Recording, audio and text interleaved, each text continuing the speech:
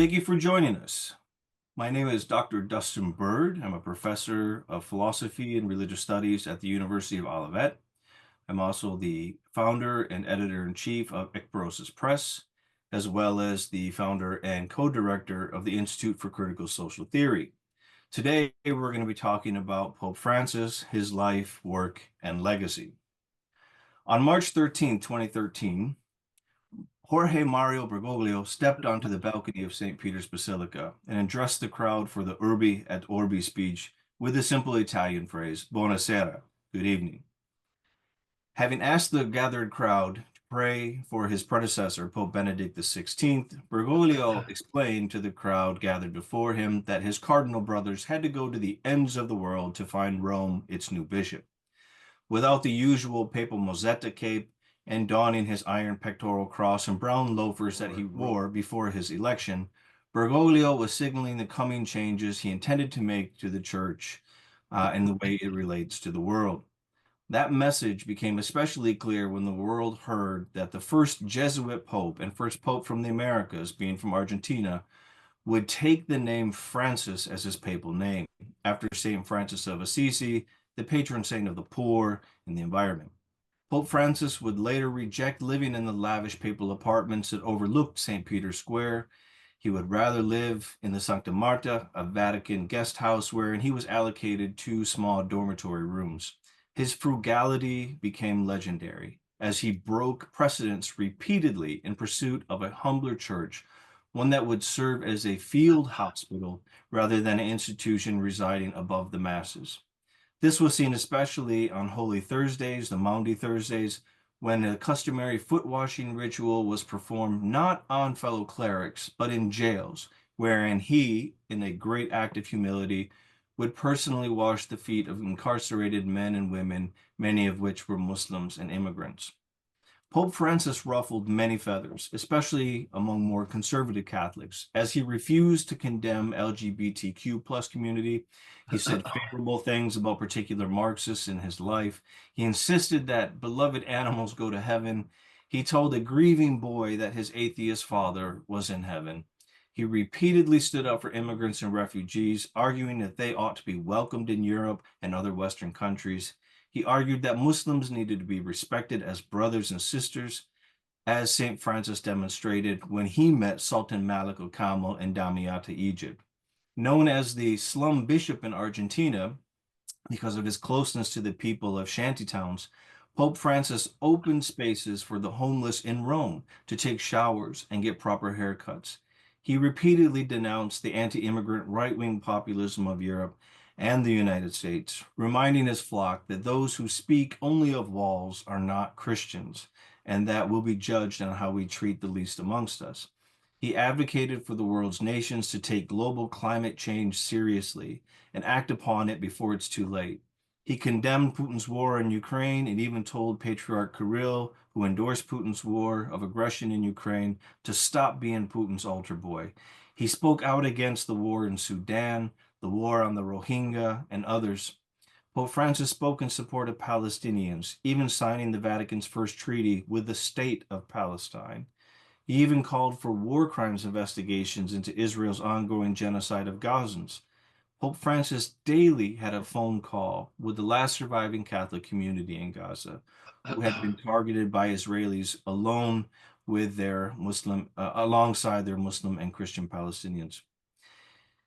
These and many other events and beliefs of Pope Francis didn't necessarily transform the church, but it did change its tone, making it much more welcoming and inclusive, one that remains far from perfect as an institution, but rather one that is closer to being the field hospital that Francis always wanted it to be.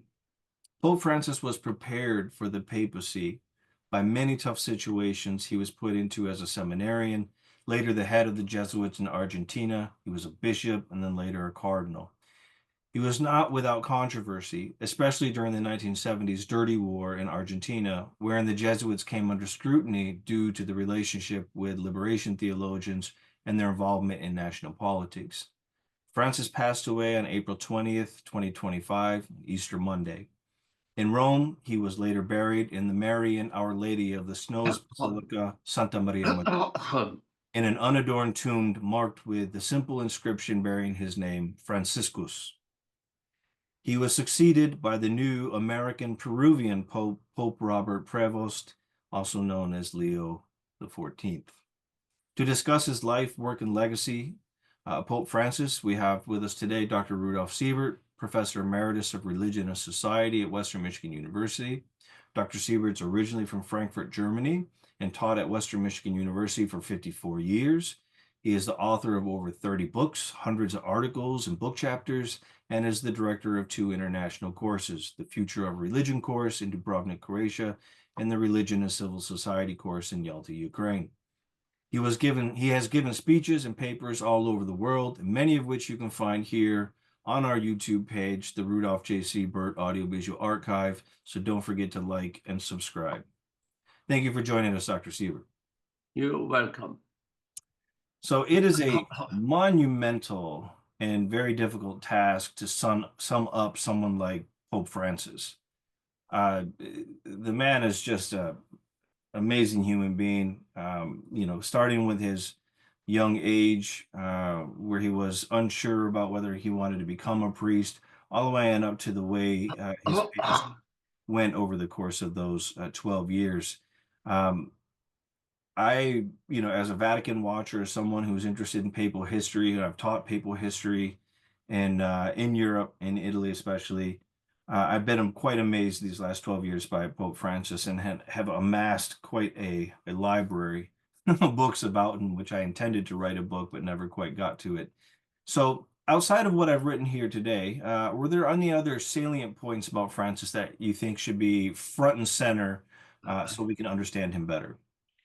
Yes, I would say that, of course, there's a lot of information about him recently. There in Time, for instance, it was on Pope Francis, beautiful presentation, so which goes very much into detail. So what we can contribute is the following. I think that, of course, also the orientation of time is a very capitalistic one. And so it is quite questionable if they can grasp what was the special theme of Francis. And that was, of course, the poor people. And the poor, that means, of course, also the rich. And that means the whole struggle between master and servant in history, of if it is now slavery or feudalism or capitalism. So that was his center point, and the church had very often shied away from it or conformed to it.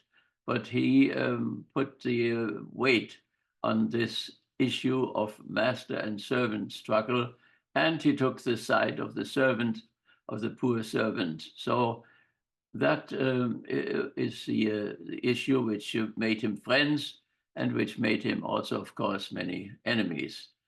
So but what we can add to it is that, of course, if that is enough simply to emphasize the poor, why do we need the poor at all? Why can we not do away with poverty, particularly when we get very rich? So this question to get rid of poverty, that is a little bit beyond that what the Pope was concerned with, but what we should be concerned with. So I would say if we want to add something to all this massive information, then it is particularly what is relatively new. Of course, not completely new, because 50 years after Karl Marx, the church suddenly grasped that something was wrong with the workers under capitalism, that the exploitation had reached an extreme. And there we have Bishop Ketteler in Mainz, and then we have, of course, Leo XIII with the encyclical Rerum Novarum. New things are happening. And so at least 50 years after Marx, the church became aware of all of this. And the new Pope now again has stressed this, that he is Leo XIV, that he follows Leo XIII's concern of the church with the fate of the workers. And so Francis has done that more than any other pope before. And that was his greatness. And that was also the controversy around him. Yeah, I remember within the first, I think it was first year or two after he was elected, and he had, the first encyclical letter out, and where he talked about, the that this economy kills, that it's the idolatry of money. And I remember having a report about from very wealthy American Catholics that basically said if you want to have your basilicas renovated, you want to have your churches renovated, you want to build, new institutions of Catholicism within the United States, you have to stop condemning capitalism. Yeah. Right. And so it was just kind of this money blackmail of the Pope. And to his credit, Pope Francis did not stop talking. He was coming from a moral position. Yeah. And he held on to the church as a field hospital, which is interesting enough. It is still a military image. And of course, Ignatius of Loyola was a soldier because before he became a monk. So this emphasis, the military thing is still there a little bit. The military hospital belongs into a war zone, and the church is obviously struggling. And so that is interesting to have this kind of an image. And he held on to this, not the Ecclesia Triumphans, not the triumphant church, but the church identified with this struggle between master and servant on the side of the poor servant. That was his greatness, and also, of course, is problematic for the present society. Yeah, and I think that's why the gestures he made were so powerful. The fact that he didn't stay in the papal palace, but stayed in the guest house, the Sancta Martha guest house, in two little dorm rooms, you know what I mean? Which was just a breach from protocol. I mean, this is the Pope, the vicar of Christ on earth. He should live in the palace, this beautiful palace that they live in, and he refused, and then he wouldn't wear the vestments that are normally in the red velvet shoes, and he wore his same loafers he wore when he was in Argentina, and when he was elected the next day he goes to pay for his room, himself. And one of the things I think was probably most powerful outside the Maundy Tuesday, the washing of the feet, was the first place he went to as Pope was Lampedusa, the small little island in the Mediterranean where people were dying, immigrants, refugees were dying to get to, since it was, European soil. And they were trying to get there so they could make their way into Europe. And he knew that the Mediterranean had become a graveyard for these poor and desperate people. And that's the first place he goes to visit. Yes. So that was reality, and it was at the same time, of course, symbolism.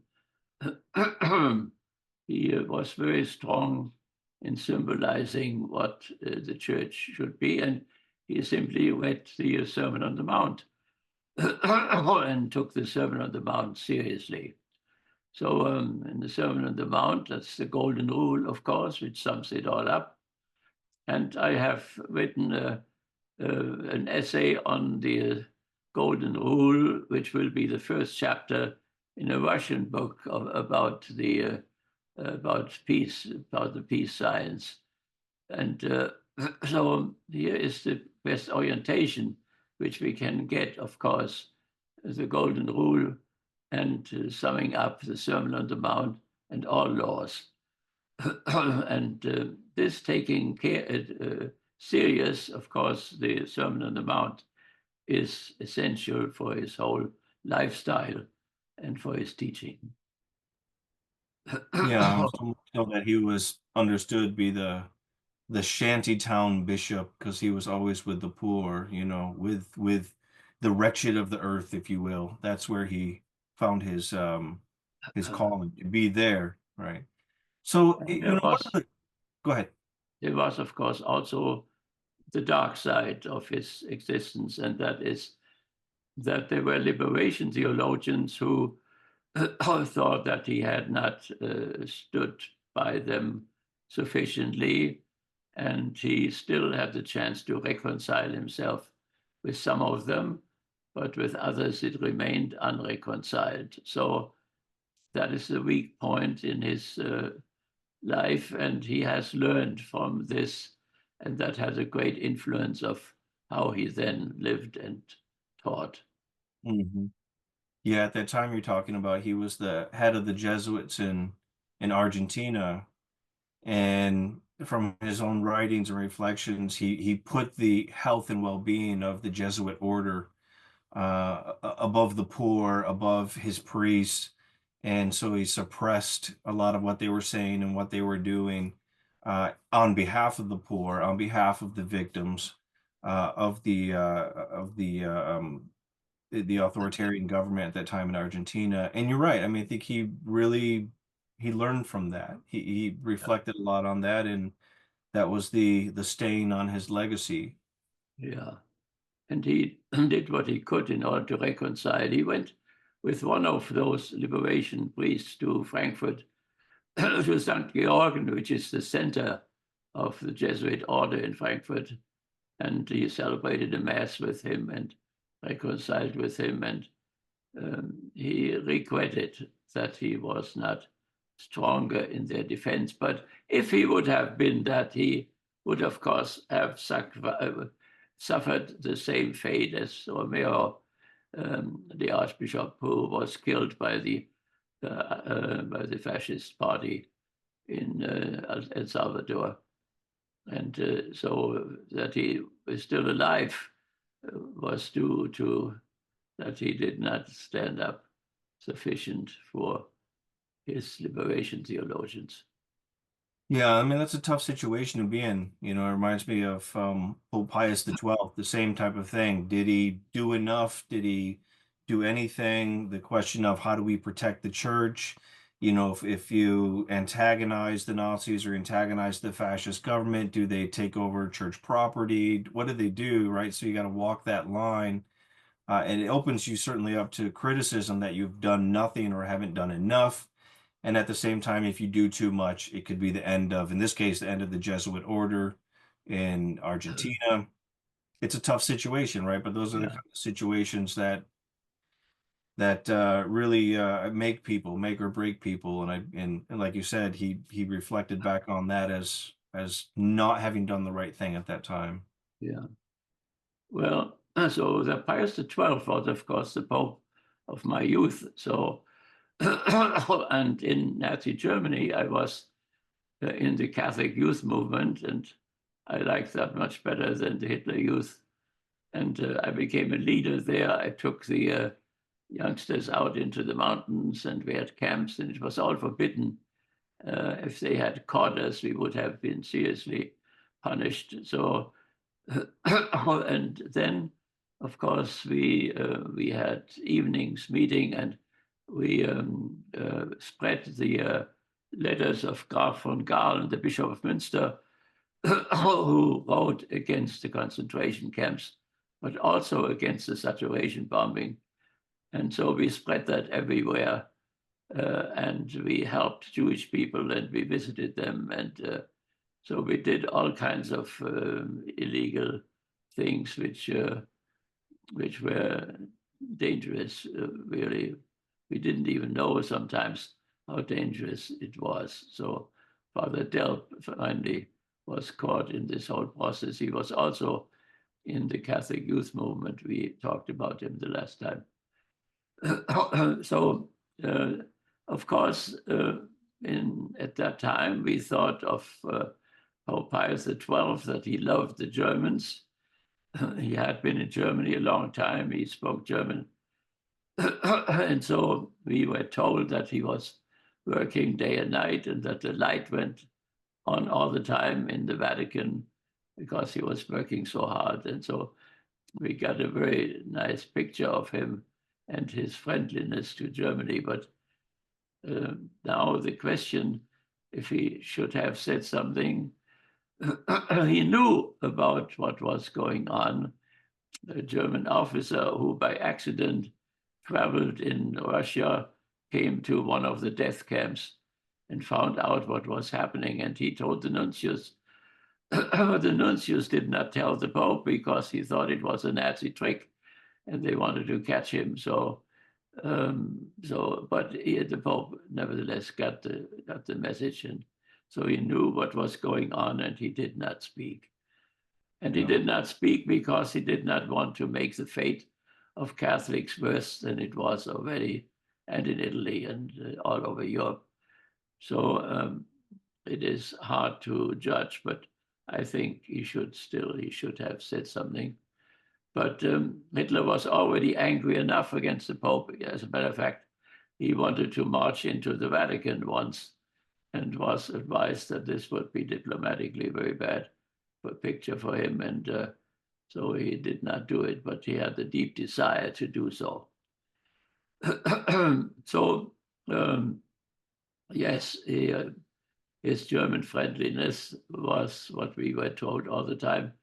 But that is, of course, by the way, also the main problem now, that his German friendliness did not help him to speak up in this horrible process.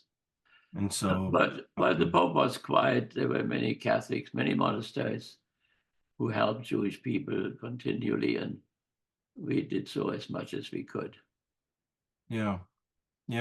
So last time we were together, we talked about, like you said, Father Alfred Delp, who was a Jesuit, and Francis himself was the first Jesuit Pope, and he took the name Francis, which of course would be more associated with the Franciscans. Why haven't there been other Jesuit popes before this one? Is there something about the Jesuits that are that make other people suspicious of them within the church, or why is it that this guy became the first Jesuit Pope?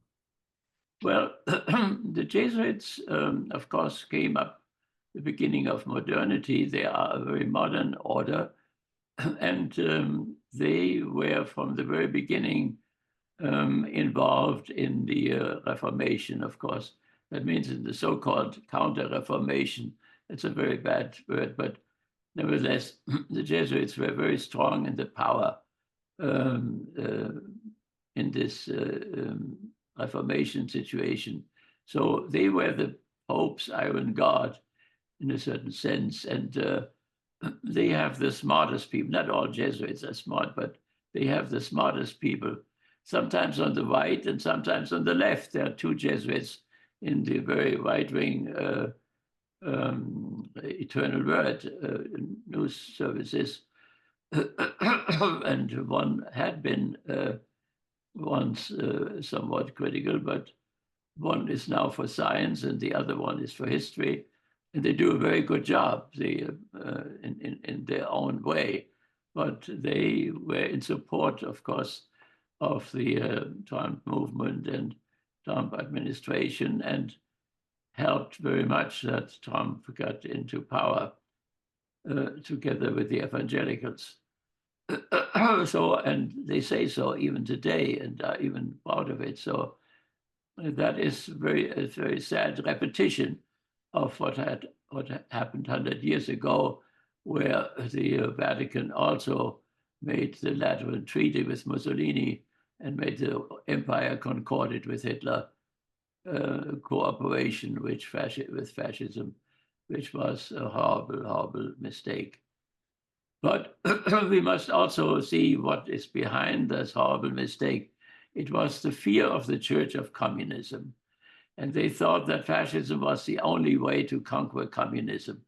To the very end of the war, my priest in Frankfurt was still, had suffered very much under the Nazis, still said Hitler is the only one who can rescue us from communism. So here was the issue, in spite of the fact that the church had been communistic in the beginning itself, communistic and democratic, and only slowly became monarchical and oligarchical, and the whole democratic element got lost in the historical process up to recently up to Francis, who suddenly took this more democratic direction, and that is, of course, what the right wingers here fight tremendously, that he took that turn.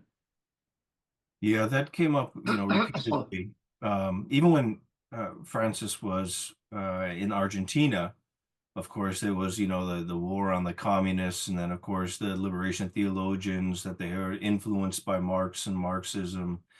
And so there was that marriage between the authoritarian state and the church, they were somehow, almost in a symphonic relationship, supposed to work together against the Marxists, that were attempting to overthrow things and bring about a world of equality. And and like you said, in the early church, equality in the communal way of being in the world seemed to be the normative, it seemed to be normative. And now the church was pressed into serving the unequal society, the society of money, the idolatry of money, as Pope Francis would say. And so it seems like Francis saw the overlapping consensus between, let's say, Jesus of Nazareth and Karl Marx. Obviously, they're not the same thing, but there is something in terms of equality that you could see in both of them. Yeah, yeah. Marxism means to do away with poverty, not only to care for the poor, but to do away with poverty. So, in that sense, there is some similarity. But certainly, the Pope was not a Marxist. So it was much more in the tradition of Leo the 13th and the awareness of the church of this struggle between master and servant, and most importantly, to take the side of the poor servant in this struggle. And that is an enormous turn, and we can only hope that the following Pope now will continue. He was Francis' choice, the present Pope. So we hope that he will continue this trend in the church. Yeah, I think you did a discussion in the local church here, St. Thomas More, the student parish, some years back about Francis being, is he a capitalist, is he a Marxist, or is he a solidarist? Yeah. And that was what we talked about, the solidarism of Pope Francis. Yeah, solidarity is a very good concept to identify the position. But we have to see that, of course, also the social encyclical letters can and were used by fascism as well. So it holds on to poverty. That is fine as far as normal poverty of normal people is concerned. But when poverty means this tremendous accumulation of surplus value, which is taken from the workers, their surplus value is appropriated and constitutes the wealth of the rich. That is this fundamental injustice in capitalism. And so Marxism, of course, is the attempt to undo that. But this is also an enormous move from these slaveholders and feudal lords and capitalists, and then to socialism. And one has to expect that there will be many mistakes in this process, and there have been many mistakes in this process, particularly as far as religion is concerned. So, yes, so I think that what is the greatness of Francis was that he became aware of this struggle between master and servant, and that he took the side of the servant, while the church had very often adjusted itself to the feudal lords and to the slaveholders and to the capitalists. And the right-wing Catholics here do still continue to do that.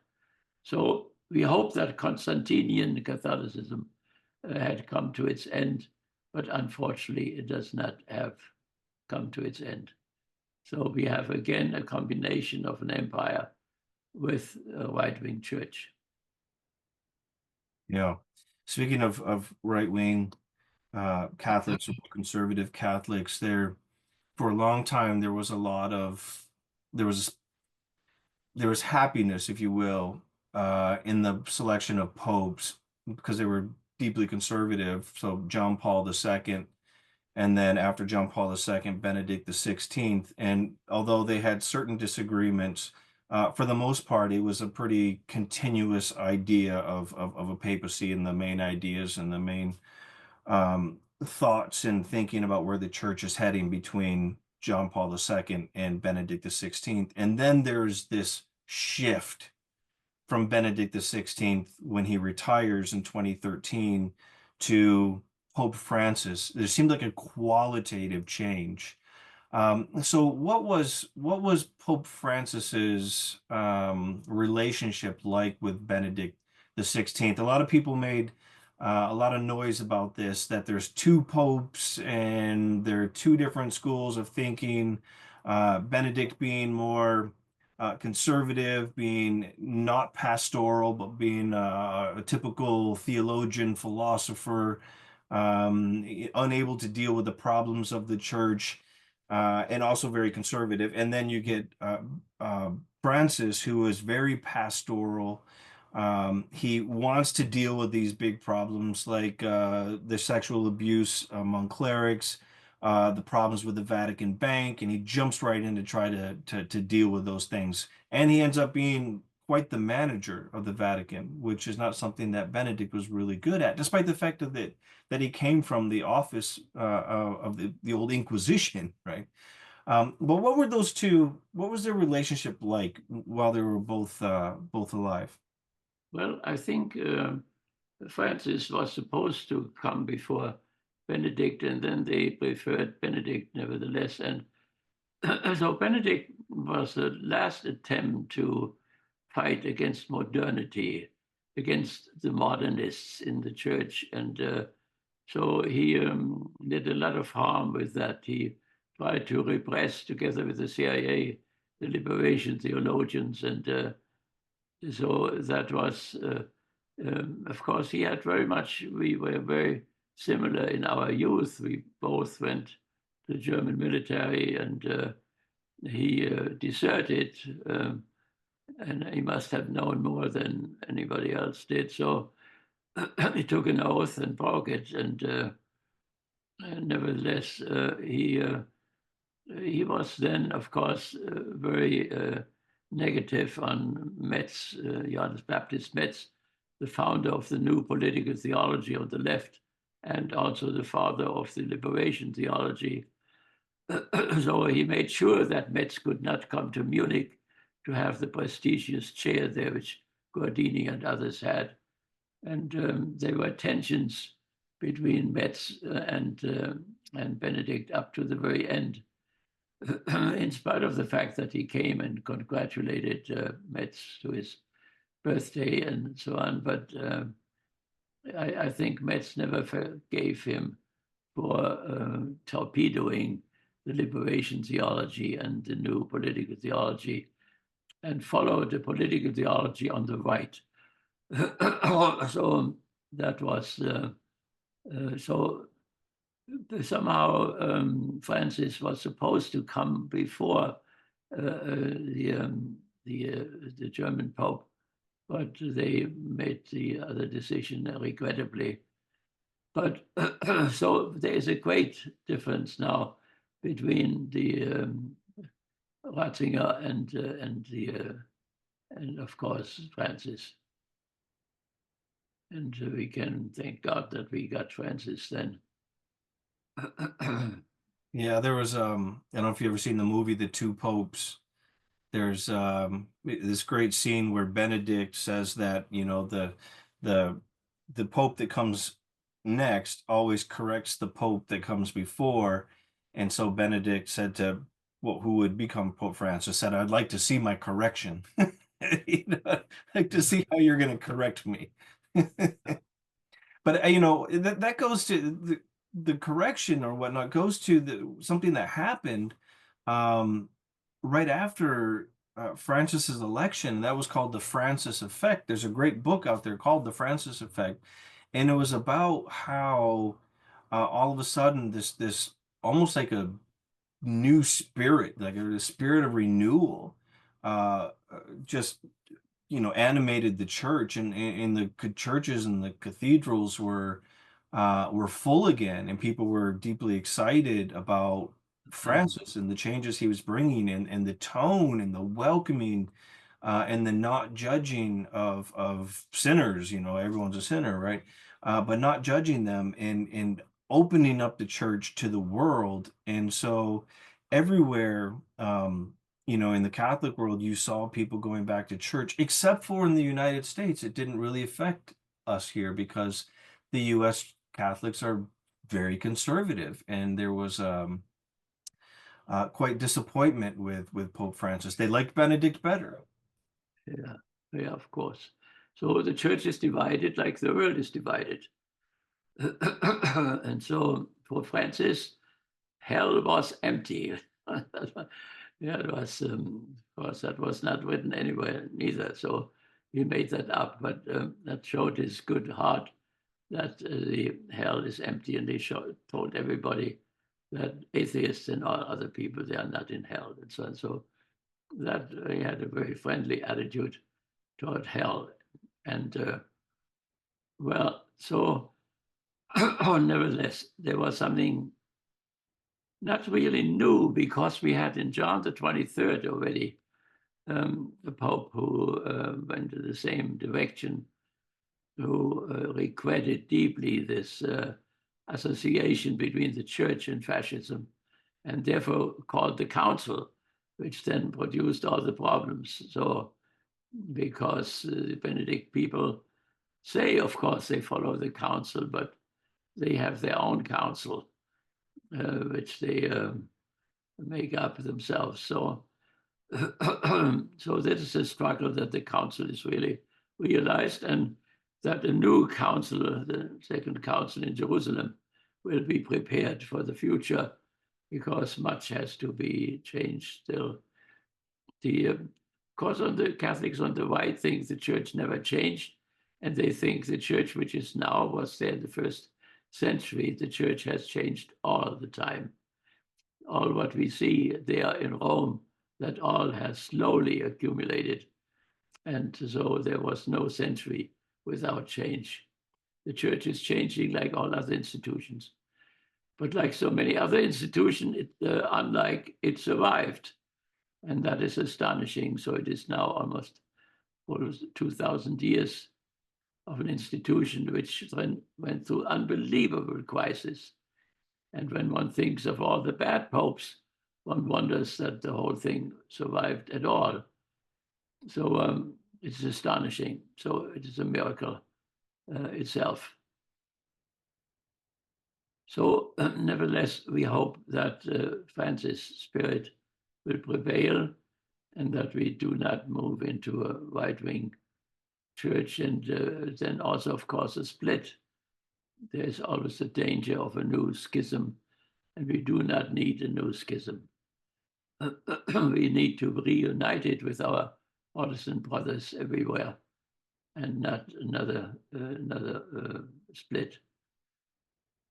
So Yeah. I would say one of the things that Francis was pretty adamant about, that I think Benedict may have taken a different path on, was the Tridentine Mass, the Mass in Latin and everything. And you know, it was very clear that Francis said, "Look, it's not coming back. We're not having it back." And I know it's yeah, still done in certain parishes and certain churches at certain times, very limited. yeah. That Mass is uh, as a normative form of the Mass is not coming back, at least under Francis, where Benedict, I think, thought more highly of it. No, I think there's no reason why the conservative brothers and sisters should not have a mass if that's what they want in a parish. So that should be permitted. But as far as the whole of the church is concerned, we have to move along the Second Vatican Council and beyond it. So, the whole issue of Benedict was, of course, that he knew that scholasticism was finished. So he went to patristics, he went to the fathers, and that did not work neither. So he did not leave the papacy because he was old. He left the papacy because the way how he tried to bring up this anti-modernism did not work any longer. So we must assume that all these people, of course, have the best intentions. We all do. And we have our limited knowledge. And according to that, of course, it would be time that the Constantinian type of Christianity, church and empire and so on, that this comes to an end, because it's so unbelievably foreign to the beginning of the church. And that means that besides the monarchical and oligarchical structures, that the democratic structures are recovered again in the church. And there is a beginning, has been a beginning of that under Benedict, and not under Benedict, under Francis. And that is, of course, was the point of struggle between the Pope and the Eternal Word. So we hope that the schism can be avoided and that it comes to a mutual understanding. If people want to be conservatives, they have a right to be. But on the other hand, the church has to move on. Yeah, one of the things that I saw a big difference between Benedict and Francis was the outreach to the Muslim world. Benedict, if you famously remember in his Regensburg speech there when he went back to the university and talked about his experiences there, that's when he said something. He was quoting a Byzantine ruler who said something about, like, show me what Islam has ever brought or it's ever done. It's only brought death and destruction. Even though he was quoting that of course went throughout the Muslim world and caused a lot of stir, and there was a feeling that Benedict was engaged in a bit of this culture war against Islam, and Saint Benedict being, of course, the patron saint of Europe, the defense of Europe and the Christian heritage against Islam. Of course, Benedict had conversations before he was Pope with Jürgen Habermas on this whole issue about immigrants and Muslims in Europe and what it meant and what the Christian legacy meant in Europe. So it always seemed like Benedict wanted to defend. He was always defensive, whereas Francis went the opposite direction, right? And he went out to the Muslims. He went to the Middle East to be with Muslims to talk about ecumenicism. He referred to them as fratelli Israeli, brothers and sisters. Signed agreements with the Muslim worlds to work against sex trafficking and things like this. And so he earned the respect of much of the Muslim world. In fact, I remember talking to an imam a couple years into Francis's papacy, and the imam said to me, the Catholics are lucky right now. They have Pope Francis, we have ISIS. Right. And so Francis really seemed to take the example of Saint Francis in Damietta, Egypt, during the Crusades, when Saint Francis goes to Egypt during the Crusades, meets with Sultan Malik al-Kamil. They spend a week together overcoming, this dichotomy, this us and them dichotomy. Of course, Francis remains deeply Catholic, the Sultan remains deeply Muslim, but yet at the end of it, they call each other brothers and they speak the same language. And I saw that expressed in Pope Francis's reaching out to the Muslim world, where Benedict, it just wasn't there. Yeah. Of course, there are the three Abrahamic religions which are closest to each other. There's Judaism, the religion of sublimity, and there is, of course, Islam, the religion of law, and there's Christianity in between. So these three have to celebrate their brotherhood first of all, and then reach out to other religions as well. So this Francis was on the right track, we would say, and we hope that Leo the 14th will continue this. Yeah, Francis had a good friend. One of his closest friends in Argentina was Rabbi Abraham Skorka, who they've actually written things together, about the importance of Christian and Jewish relationships and in building that fraternity together. And Rabbi Skorka, visited him often in Rome. And it seemed like there was something in the personality type, in his principles, in his values with Francis that just did not put up barriers to the other, but use the differences of the others as an invitation to come to know each other. Yeah, and the great Christian image for that is the is of course the story of the Good Samaritan, who is opens all in-group, out-group relationships. That is a good symbol for the Christian attitude, to be open for everybody, particularly the suffering people. And that brings us back, of course, to this struggle between the classes, the rich and the poor classes. And then also the question before Jesus, of course, he would say, you will have the poor with you all the time. But the time was very short because he looked to a second coming. And then, of course, in the kingdom of God, there are no poor people, or it consists only of poor people. So this is that is the symbol, of course, for the Christian position. The Good Samaritan is a very good symbol. And that Trump did not follow this story, but did the very opposite. That was the core of their controversy.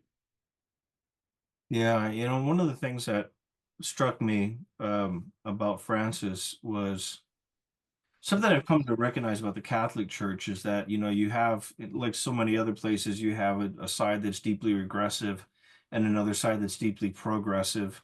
Um, that Francis begged the world to understand the science behind climate change. And because the science behind global climate change is real, there's a moral imperative to do something about global climate change. So, which is amazing considering the church's, 500-year antagonism with science. And here on the global sphere, the church is begging the world to take the scientific facts seriously, while politicians like Donald Trump and others here will say that, oh, it's a hoax, it's made up, they are anti-science, anti-fact, right? But the church is telling you to take the science And seriously. Benedict even did that already. And Benedict, conservative That, Benedict, did that. that is astonishing. Well, the church can learn, right? That is the Right. most So hopeful thing we can say. All right, so you get like secular America is regressing in science, and the church is learning and is at the forefront of the Yeah. advocacy for science, Yeah. at least in this particular issue. So, I mean that was I taught a course on environmental ethics, and one of the things that we read was the encyclical letter Laudato Si, praise be to you, where Francis talks about the importance of global climate change and the moral imperative to do something about it. And this is a this is such a scientific topic, and yet we have the Pope advocating for it. Yeah. So unbelievable times we're in. And even the Pope, who could not go to the Italian university in Rome anymore, so he still had a good attitude toward the environmental problem. Hmm. He did. So, I mean, just from that issue and many others, he clearly did not shy away from entering into the troubled waters especially regarding political issues.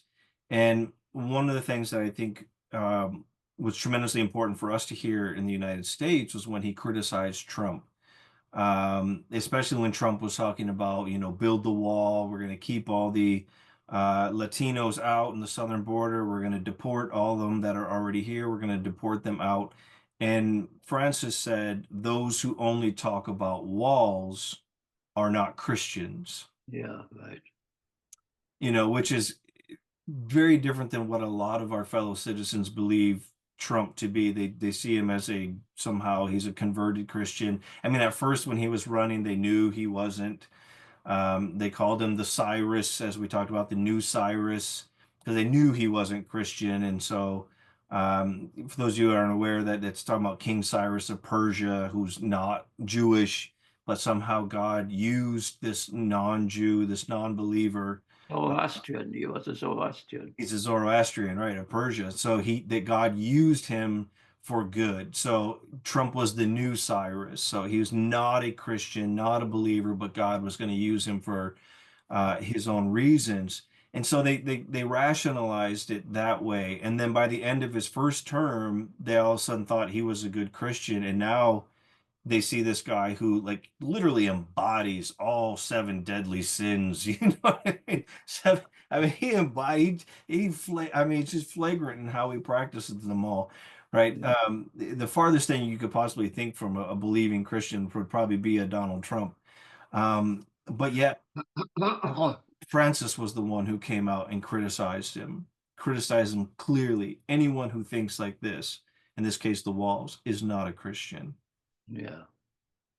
And of course, same to the vice president, right? Yeah, I mean it's the next president, of course, was Biden. Biden was a Catholic. Biden's in church every Sunday, and yet at the same time, the critique of Biden, of course, was that he did things that, as the president of the United States, not necessarily as a man of faith, but a president of the United States, like support the genocide in Palestine, right? Yeah. How can how do you square these two? But Pope Francis was critical of that too. So it wasn't that he was for abortion rights that he was criticized by the Pope, Biden, but that he supported Israel's genocide in Palestine by just continually sending more weapons that were going to be used on innocent men, women, and children. Yeah. And that's very different. Had he had Biden been sending contraceptives into Palestine or something, then he he might have got denounced by a more conservative pope, right? So what do you think about this? We talked a little bit about, the Rerum Novarum and Quadragesimo Anno, Pope Leo the 13's 1891 Rerum Novarum and Pope Pius XI's Quadragesimo Anno, which is about the idolatry of money. We talked about that, and I think, as you said, that's front and center. I think a lot of what Pope Francis was about. But do you see any other like really important aspects of Francis's papacy that are overlooked?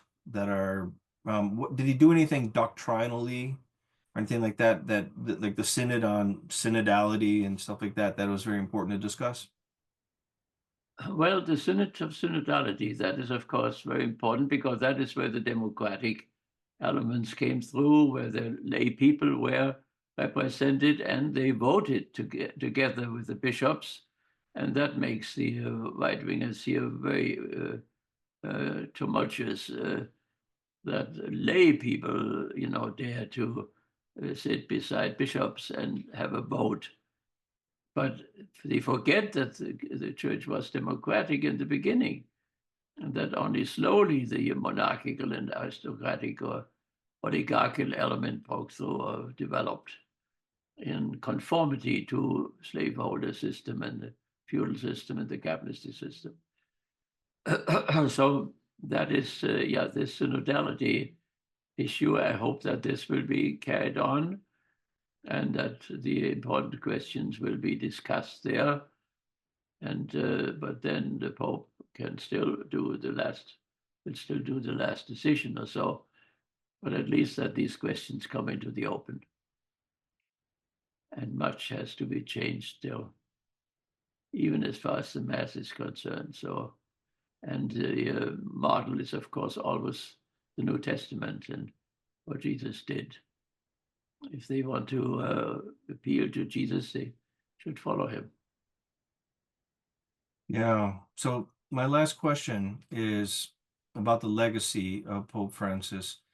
Um, more than the other popes that came before him, since I've been around, this pope, I think, had a lot of positive influence on the world, Catholics and non-Catholics. And what do you think about his legacy? Do you think he's going to go down in history as a transformative pope? Like a transformative president? We can always think of what the transformative presidents were in the United States, whether it be, Washington, Lincoln, Roosevelt, and we all know those. Is Pope Francis going to be like that for papal history? Well, it depends on his successors, if they follow his spirit of this church as a field hospital, or if they fall back again to the monarchical and aristocratic view of the church above the masses and all this, the followers will decide if Francis will live or not, if his spirit will prevail or not. But of course, he is a very difficult act to follow. Very many things in him were personal and was his own genius in a certain way. And of course, nobody can imitate that or should imitate it.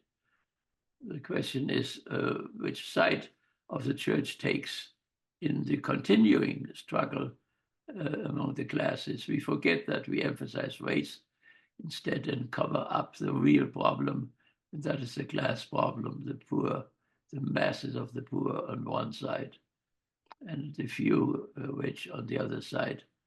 And it has continually deepened and has brought the capitalistic system to its limits.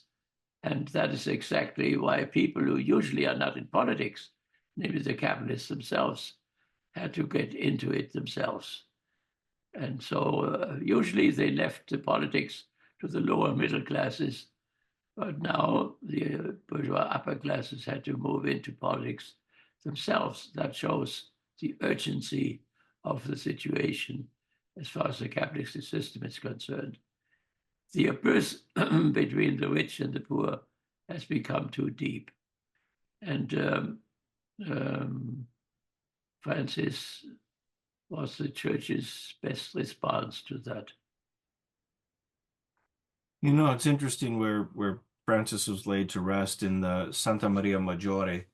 A lot has been made about that was the principal basilica that he visited whenever he would leave Rome or whenever he'd come back, because he would go to the Salus Populi Romani icon there, and he would contemplate that icon.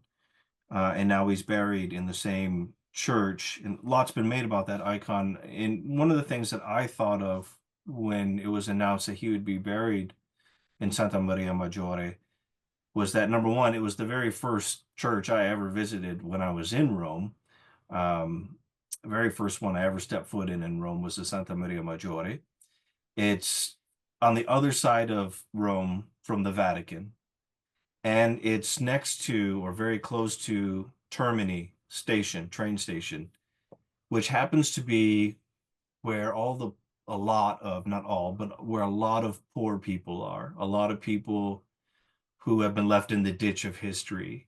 They seem to congregate in that particular area of Rome around Termini station.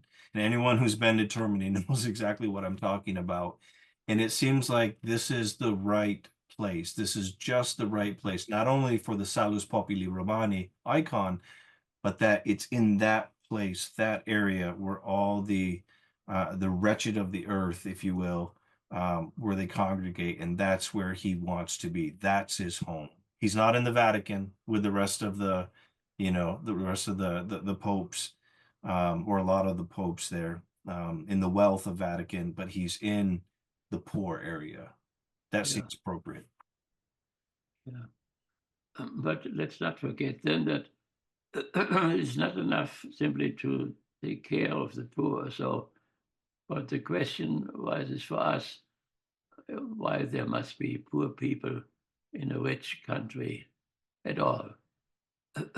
And not only the so-called poor, but it's a whole class of people. As a matter of fact, different classes of people who can be seen under the poor. People have to have 3 jobs in order to pay their rent and all this. So the, that abyss, it is a real abyss, and puts the whole capitalistic system in danger. The danger does not come from outside. The danger comes from inside. I could even quote Trump. But the inside problem is the deep abyss between the classes Yeah, and how to overcome this. how to overcome it. You're right. Yeah, and Pope Francis, part of his genius was just get people steered in that direction. Yeah, Think exactly. about this. You're right. Yeah, Absolutely. right. Well, Dr. Siebert, this has been a very enlightening discussion. I thank you so much for doing this today. And I hope our viewers have learned something, that they take the opportunity to read more about Pope Francis. There's a lot of good work about Francis out there. I probably amassed more about 100 books or more on Francis. So in a variety of languages, some bought here, some bought in Rome and other places. So and if you like this discourse, know that we've done a lot of other ones, and you can find them all on the Rudolf J. Siebert audio visual archive on YouTube. And this goes all the way back to lectures Dr. Siebert was doing in the 1980s, right on up to today. So join us there, like and subscribe, and give us a boost. So thank you, Dr. Thank Siebert. you. Thank you for our discourse. All right.